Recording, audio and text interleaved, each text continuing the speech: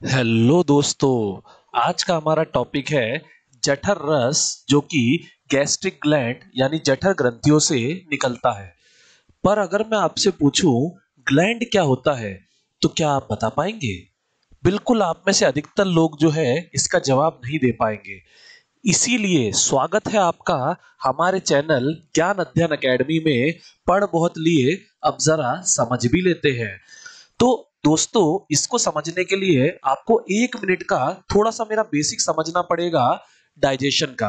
अब दोस्तों, एक बात बताइए, हम सब खाना क्यों खाते हैं? सर, क्या मजाक कर रहे हो? बिल्कुल, हम सब जो है खाना ऊर्जा के लिए, एनर्जी के लिए खाते हैं। जो भी हम काम कर रहे हैं वो सब हम किससे कर पाते हैं? खाने से ही कर पाते हैं। तो हमारा जो ये खाने का काम होता है, पाचन का काम होता है, ये कौन करता है? डाइजेस्टिव सिस्टम, पाचन तंत्र जो है वो करता है। पर सवाल उठता है, कैसे करता है? तो ये करता है अपने पाचन तंत्र के अंगों के द्वारा। जैसे हमारा खाना जो है मुख्यतः 3 जगह पचता है। एक हमारे मुंह में, दूसरा हमारे पेट में, और तीसरा हमारी आंतों में। ये 3 जगह खाना पचाने का काम होता है। अब ये जो खाना पचाने के लिए काम होता है, इसको हम 2 भागों में दोस्तों तोड़ सकते हैं। एक होता है आहार नाल यानी एलिमेंट्री कैनाल, और दूसरा होता है एसोसिएटेड डाइजेस्टिव ग्लैंड्स यानी संबद्ध पाचन ग्रंथियां। अब समझिएगा दोस्तों, आहार नाल एलिमेंट्री कैनाल क्या है? ये हमारे मुंह से लेकर गूदे तक गई हुई क्या है, एक सीधी सीधी क्या है, ये नली है। और इस नली में अगर हम बात करें तो समझिएगा, हमारा जो मुंह होता है वो क्या करता है? खाना पचाता है। पर सवाल उठता है, ये खाना कैसे पचाता है? तो इसके लिए जरा समझिएगा मेरे दोस्तों। जैसे अगर मैं खाना पकाने की बात करूं, ध्यान दीजिएगा, पचाना नहीं बोला मैंने, खाना पकाने की बात करूं, तो खाना पकाया कैसे जाता है? बिल्कुल, आप कहेंगे सर क्या मजाक है, हम सबको पता है खाना गैस पे पकता है। पर दोस्तों, खाने को जल्दी पकाने के लिए हमें क्या डालना पड़ता है? तेल डालना पड़ता है। उसी तरह से दोस्तों, खाना जो है कहाँ पकता है? हमारा खाना जो है कहाँ पचाया जाता है? तो खाना पचाना कहाँ होता है? हमें मुंह में होता है, पेट में होता है, आंतों में होता है। पर अगर इसको जल्दी पचाना है तो उसके लिए क्या लगता है? उसके लिए ग्लैंड लगते हैं। सर, वो कैसे? समझिएगा दोस्तों, जो ग्लैंड होते हैं वो क्या करते हैं? वो रस छोड़ने का काम करते हैं। इन रसों के अंदर क्या होता है? एंजाइम होते हैं। और ये एंजाइम क्या करते हैं? कैटलिस्ट की काम करते हैं। सर, कैटलिस्ट क्या होता है? कैटलिस्ट का सीधा मतलब ये है, जो किसी भी क्रिया को क्या कर दे? कई गुना तेज कर दे। जैसे बिना तेल के अगर आप पानी में खाना पकाओगे तो खाना पकेगा, बिल्कुल पकेगा। पर जो खाना आधे घंटे में 30 मिनट में पक जाना था, वही खाना कितनी देर में पकेगा? 3 घंटे में पकेगा, मतलब 6 गुना समय में। उसी तरह से अगर हमारे ये ग्लैंड ना हो, जिनमें रस ना हो, एंजाइम ना हो, तो हमारा जो खाना है वो पचेगा। लेकिन जो खाना हम 3 से 4 घंटे में पचा लेते हैं, उसे पचाने में क्या लग जाएंगे? 3 से 4 महीने। सर, ये तो बहुत ही अच्छी बात है, बकायदा खाना खाना ही नहीं पड़ेगा। ऐसा नहीं है दोस्तों, हमें खाना पचाना जो है जल्दी से जल्दी जरूरी है, क्योंकि उसी से हमें क्या मिलती है? उसी से हमें ऊर्जा मिलती है। तो खाना जल्दी नहीं पचेगा तो ऊर्जा भी नहीं मिलेगी। तो इसलिए जो ग्लैंड है वो बहुत ज्यादा क्या होते हैं? हमारे लिए जरूरी होते हैं। चलिए, यहां तक की तो बात समझ में आ गई। तो हमारे मुंह, शरीर में क्या होता है? मुंह में कौन से ग्लैंड होते हैं? सलाइवरी ग्लैंड होते हैं। हमारे पेट में कौन से ग्लैंड होते हैं? जठर ग्रंथि यानी गैस्ट्रिक ग्लैंड होते हैं। और हमारी आंतों में कौन से ग्लैंड होते हैं? हमारी आंतों में आंतरिक ग्रंथियां यानी इंटेस्टिनल ग्लैंड होते हैं। अब इनके अलावा भी 2 और ग्लैंड है, लिवर और अग्नाशय यानी पैंक्रियास। इनको हम जो है अपने नेक्स्ट सेशन में पढ़ेंगे, क्योंकि इनके लिए एक अलग से सेशन देना जरूरी है, नहीं तो ये वीडियो बहुत बड़ा हो जाएगा। अब समझिएगा दोस्तों, हमारे पेट में क्या होता है? गैस्ट्रिक जो ग्लैंड होता है वो क्या करता है? गैस्ट्रिक जूस छोड़ता है। और इसमें क्या क्या होता है जरा समझिएगा। पर उसके पहले एक सवाल मैं पूछता हूं मेरे दोस्तों, अगर मैं आपसे कहूं कि हमारे शरीर में कोई एसिड है, तो क्या आप मेरी बात का विश्वास करेंगे? नहीं सर, बिल्कुल नहीं। पर आपको करना पड़ेगा, हमारे देश में, हमारे शरीर में एक एसिड होता है जिसका नाम क्या है? HCl। सर हम नहीं मानते, HCl तो इतना खतरनाक है कि पूरा शरीर क्या करता है? जला के राख कर देगा। तो समझिएगा दोस्तों, हमारे शरीर में जो एसिड होता है वो कैसा होता है? बहुत ज्यादा डाइल्यूटेड रूप में होता है, बहुत ज्यादा उसमें पानी मिला होता है। और इसके अलावा हमारा जो पेट है उसके ऊपर पूरी क्या होती है? एक कवच बना होता है, जिस कवच को हम कहते हैं म्यूकस। ये कवच जो है इसको हिंदी में श्लेष्मल भी कहा जाता है, जो हमारी HCl से क्या करता है? सुरक्षा करने का काम करता है। सर ये म्यूकस क्या होता है? कुछ समझ नहीं आया।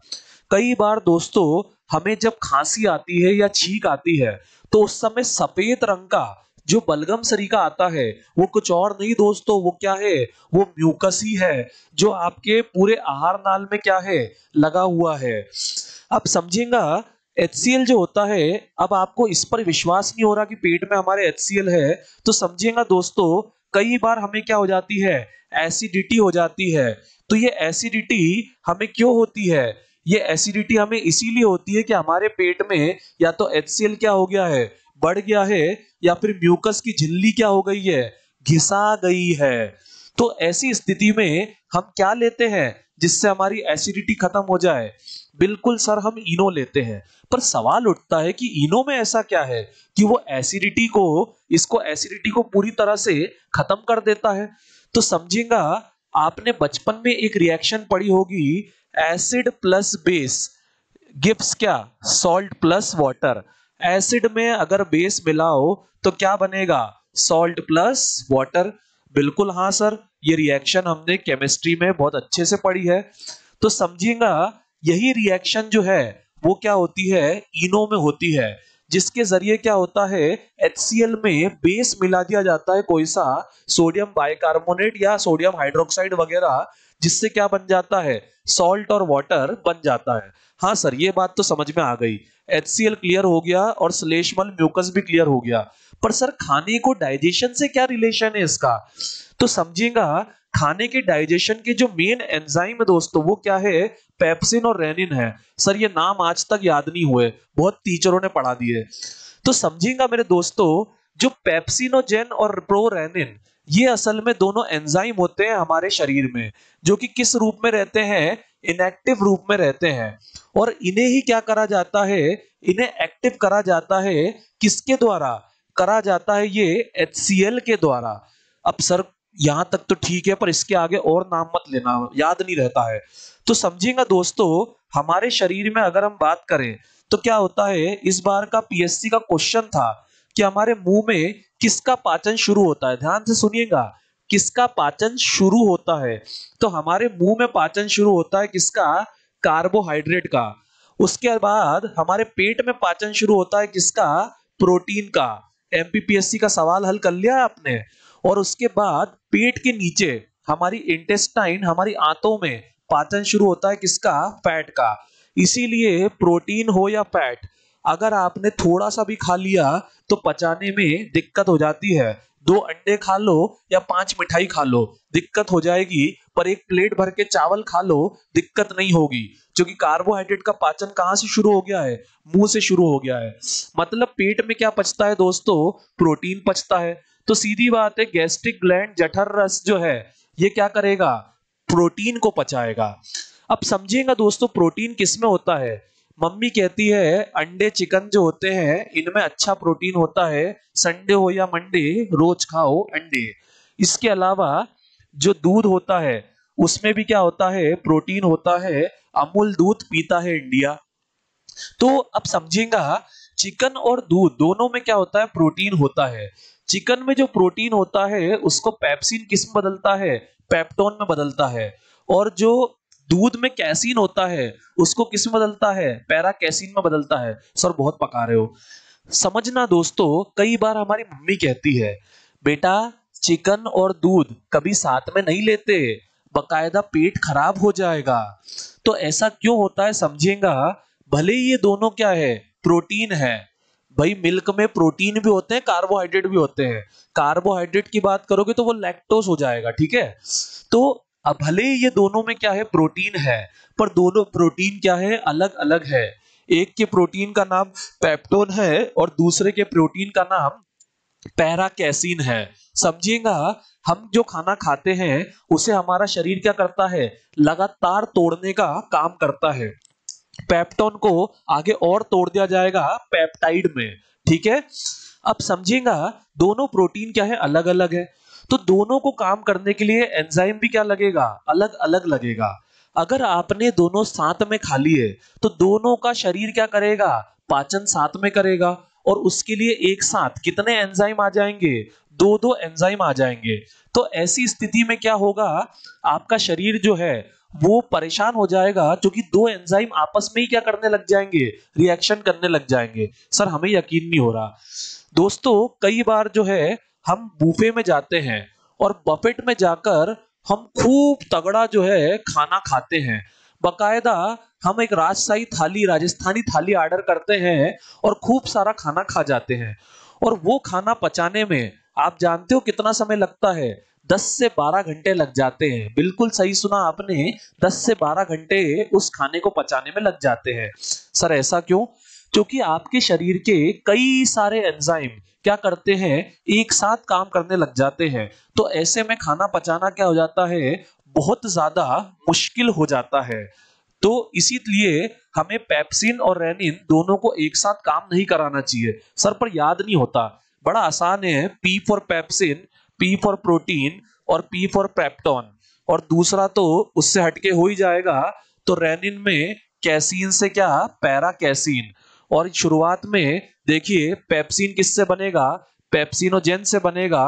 रेनिन किससे बनेगा, प्रोरेनिन से बनेगा। शॉर्ट रिवीजन में कहूं तो हमारे शरीर में खाना हम खाते हैं किसके लिए, एनर्जी के लिए। एनर्जी के लिए खाना क्या करना है, जल्दी पचाना है। जल्दी पचाने के लिए क्या जरूरी है, ग्लैंड जरूरी है। पेट में क्या पचाना है, प्रोटीन पचाना है। इसलिए पेट में कौन सा ग्लैंड है, गैस्ट्रिक ग्लैंड है, जिसमें गैस्ट्रिक जूस होता है, जिसके अंदर HCl होता है, जो पेप्सिनोजन और प्रोरेनिन को एक्टिव करता है। ये दोनों क्या बन जाते हैं, पेप्सिन और रेनिन बन जाते हैं। और प्रोटीन को पेप्टोन, कैसीन को पैरा कैसीन में तोड़ते हैं, यानी चिकन और दूध दोनों का पाचन करते हैं। और HCl से कौन बचाता है, श्लेष्मल बचाता है। इसी के साथ हमारा गैस्ट्रिक ग्लैंड दोस्तों खत्म होता है। पर एक और सवाल दोस्तों एग्जामों में यहां से आता है कि मुंह में जो खाना पच जाता है उसको क्या कहते हैं। तो मुंह से जब खाना पच के निकलता है तो उसको क्या कहते हैं, गोल गोल बोलस कहते हैं। उसी तरह से जब पेट से खाना पच के निकलता है तो उसको क्या कहते हैं दोस्तों, उसको काइम कहते हैं। क्या कहते हैं, काइम कहते हैं। तो इसी के साथ मैं समझता हूं आपको पूरा अच्छे से क्लियर हो गया होगा। तो आज का सेशन अगर आपको पसंद आया हो तो दोस्तों लाइक करें, शेयर करें, सब्सक्राइब करें। और कोई भी अगर आपका सुझाव हो तो नीचे के कमेंट सेक्शन में अपना सुझाव हमें बताएं। और अगर आप मेरे पूरे बायोलॉजी के नोट्स फ्री ऑफ कॉस्ट अगर डाउनलोड करना चाहते हैं तो हमारा टेलीग्राम जो एप्लीकेशन जो है गूगल प्ले स्टोर से डाउनलोड करिए, और उसमें ज्ञान अध्ययन एकेडमी हमारा जो चैनल है उसको आप सर्च करिए। और इसके अलावा बायोलॉजी की मेरी कंप्लीट प्लेलिस्ट नीचे दिए गए डिस्क्रिप्शन सेक्शन में दी गई है, जहां से आप बायोलॉजी के मेरे सारे वीडियो एक साथ देख सकते हैं। तो चलिए दोस्तों आज के लिए इतना ही, इसके आगे हम अगले सेशन में मिलते हैं। चलिए टाटा बाय बाय।